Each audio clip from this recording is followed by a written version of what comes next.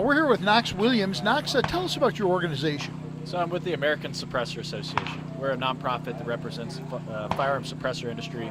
We go around advocating for pro-suppressor reform across the country. Television has done a lot to make this a difficult job, I assume. Can you just explain a little bit what a suppressor is and more importantly, maybe what it isn't? Sure. So if you've ever seen a suppressor in Hollywood, you generally connotate it with something that's going to silence the report of a firearm, where a lone assassin's going to use one and nobody's going to be able to hear him even if they're standing a foot away. That couldn't be further from the truth. It's an absolute myth.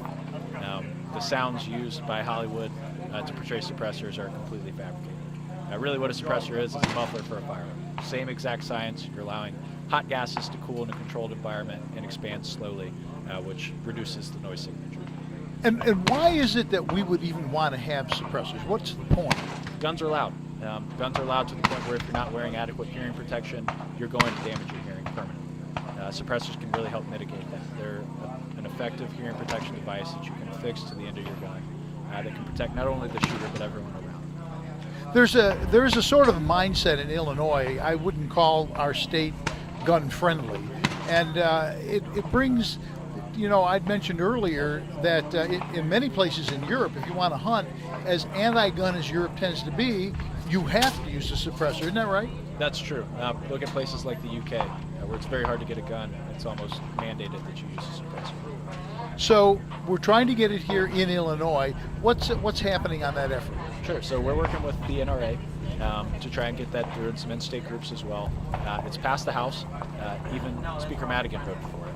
Right now, what we need is for Senator Colton to allow us to get it to a vote. I think we've got the votes. We've spoken with Governor Rauner personally, and he's told us that if it hits his desk, he's going to sign it. So right now, all we need to do is get it through the Senate and get it down to the floor vote. So what can people do to help this process? The biggest thing you can do is reach out to your state senators, encourage them to support the legislation.